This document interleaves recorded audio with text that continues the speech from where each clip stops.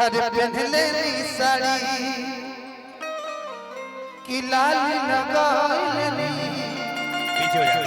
हर रूपवा सवारी एगो होता थे पिछवा से चूक राजा जी की करा दी गाड़ी देव घर के पूरा। आप बैठिए, एक गाना के बाद मैं आपको बुला लेता हूँ। अच्छा चलिए मुस्कान जी को जरा भेजिएगा। मुस्कान जी आप आ जाइए। धनंजय सर अच्छा पहले एक लाइन हम भोले बाबा का नाम ले ली ना, ना तब बाबा भोलेनाथ जी खिसिया गया, तुमने तरफ ना खोल देंगे तो दिक्कत हो जाएगी। ये गाना आप थोड़ा सा ही मैं गाऊंगा, एक लाइन लेकिन गौर से सुनिएगा।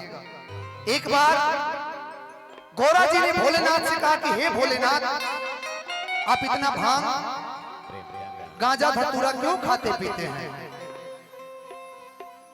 भोलेनाथ ने कहा कि हे गौरा, मेरे अंदर जितनी पीड़ा है मैं आपको बता नहीं सकता। भोलेनाथ ने बड़ा प्यार से गौरा जी को समझाया। उन्होंने कहा कि मुझे पीने का शौक नहीं, पीता हूँ गम भुलाने को। ये गौरा, मुझे पीने का शौक नहीं है, लेकिन मैं क्यों पीता हूँ? उस पिस को बचाने को,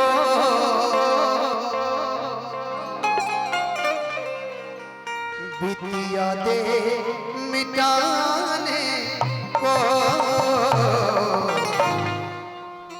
पीता हूँ गम भुलाने को। मैं कोशिश करूंगा कि इस गाने को गाऊं नहीं, लेकिन अंतरा में जरूर बोलूंगा कि निकले सागर से 14 रतन, एक से एक जो लाजवाब, सबके हिस्से में अमृत आया, मेरे हिस्से में विष है हिस्सा।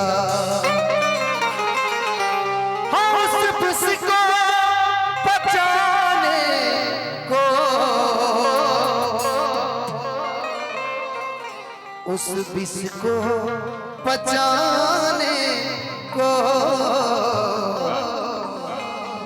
पीता हूँ गम भुलाने को।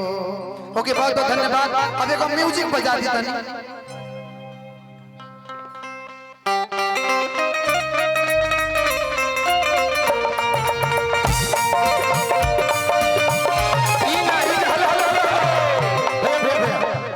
जब ईलो आवेला न तो चलती गीत बजाई करी हैया गोरी हिलोर मार।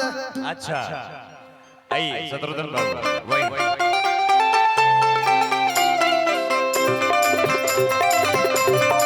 उड़ा के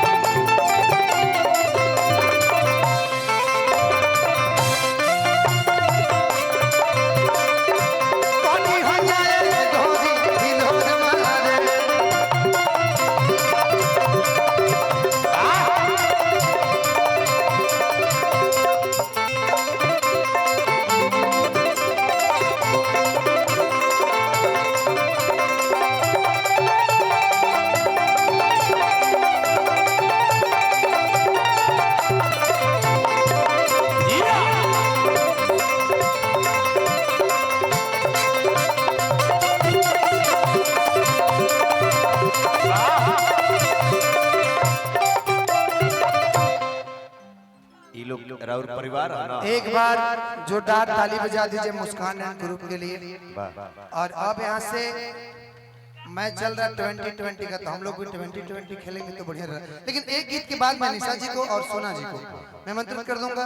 उससे पहले हम चाहेंगे अभिषेक भैया थोड़ी देर के लिए मंच पे आ जाए, क्योंकि मुस्कान आई है, सभी कलाकारों का सम्मान हुआ है तो कम से कम इनका भी होना चाहिए। हाँ बिल्कुल बिल्कुल। आइए अभिषेक भैया, मुस्कान आ जाइए मुस्कान, आपका बहुत बहुत स्वागत। इधर आ जाइए एक बार मुस्कान के लिए आप लोग ताली बजा दीजिए। उन्होंने भोजपुरी के सभी बड़े सुपरस्टार के साथ इन्होंने अपना मंच साझा किया है अपने नृत्य के माध्यम से, इसलिए आपको बहुत बहुत बधाई। और आज आप यहाँ आई राणा साहब इवेंट में, आपका बहुत बहुत स्वागत। दिल से हम सभी काम करेंगे। आइए अभिषेक भैया, तमाम कलाकारों का सम्मान आपके माध्यम से। तब तक जो लोग मैच नहीं दे रहे, मैं लाइव अपडेट दे देता हूँ। पाकिस्तान का 4 विकेट गिर गया 6 ओवर में और इंडिया मैच जीतने वाली है। भले हम T20 वर्ल्ड कप हार जाए, लेकिन पाकिस्तान से मैच नहीं हारना चाहिए बस। और मैं निवेदन करता हूं कि आकर के सम्मानित करें। आशुतोष भैया, इसके बाद मैं फिर जाऊंगा मैं कपड़ा चेंज करने के लिए। मैं डोंट आ गया हूं ऐसे। कॉर्ड दीजिए ना, कॉर्ड। आदरणीय गार्जियन की तरफ से अजय बाबू इधर आइए। असर ना पिरतिया कर गइल पागल की मोहब्बत कर गइल लखिया न धड़कन के खबर लागल। भाइयों के बारे रवो कॉलिंग सम्मानित, गलत बात ना, सम्मानित कर लीजिए। बहुत बहुत धन्यवाद। आपने सम्मान मुस्कान जी का और मुस्कान जी के पूरे टीम का किया, दिल से अभिनंदन। कि दिया यार कर धानिया। अभिषेक भैया यहाँ है, आप क्यों छुप रहे हैं भैया? अभिषेक भैया को सादर प्रणाम, दिल से अभिनंदन। आपने जो आज महफिल जमाया है, बड़ा प्यारा महफिल है। अभी मजा नहीं आएगा, अभी जानते कब मजा आएगा। मैं 2 गाना गा लेता हूँ, 2 गाना निशा जी गा ले, 2 गाना सोना जी गा ले। उसके बाद जब राउर भाई आई डुएट जब हुई तब न मजा आई। जब मेल फीमेल की लड़ाई हुई तब न मजा आई। आज होगा कंपटीशन। अभिषेक भैया, सबसे पहले दिल से धन्यवाद आपको इतना बड़ा आयोजन करने के लिए, और आपने मुझे चुना, ये बहुत बड़ी बात है। बिल्कुल, एक बार जोरदार ताली होनी चाहिए, जोरदार तालियों की गूंज होनी चाहिए। दिल से धन्यवाद, आशीर्वाद हमेशा आपका आशीर्वाद ऐसे मिलता रहे। और हम लोग का सौभाग्य है कि भैया इंडिया टीवी में एडिटोरियल में है। मैं चाहता हूँ जोरदार ताली, इतने बड़े शो में आप हैं, इसके लिए आप यहाँ के लोगों को गर्व होना चाहिए। और कि तोहरा पके हुता केता हद तकलीफ हो खेला, कि तोहरा पके हुता केता हद तकलीफ हो खेला, कि झजखो सके हुझा केता झजखो सके हुझा केता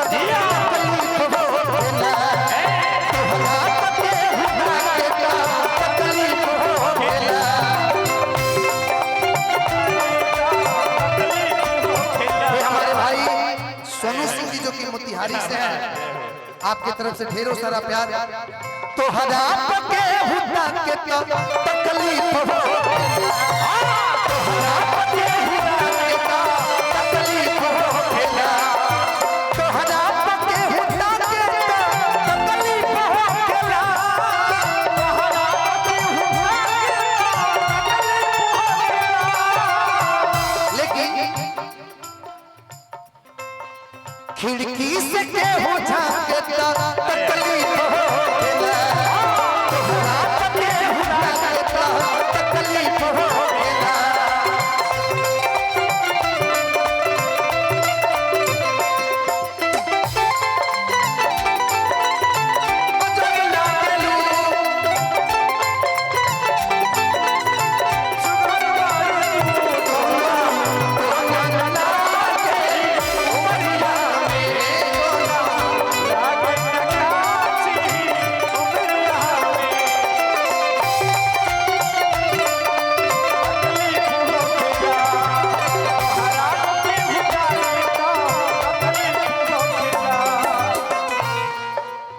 तोहर दीदार खाती आई तोहर गली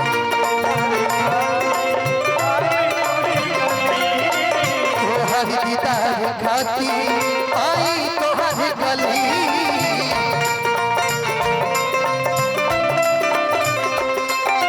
तोहर दीदार खाती आई तोहर गली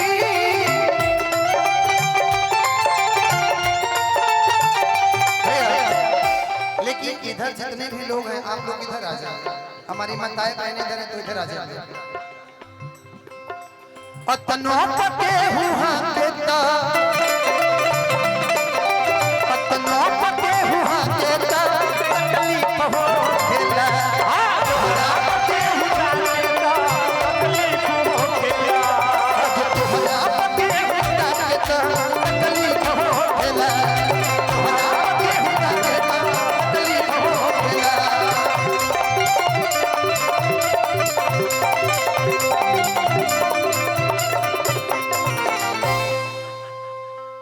अब हम चाहब कि देखिए समय 9:30 के करीब हो गया है तो मैं चाहता हूं कि सभी कलाकारों से पहले 2-2 गाना गवा लिया जाए तब हम गाई होलियो गाई तब रंग मंच के जमावल जाई कि बलम के हरे बाबा बेलनवा मेरा एक होली भी आया है वो भी मैं सुनाऊंगा कि गोरिया करी के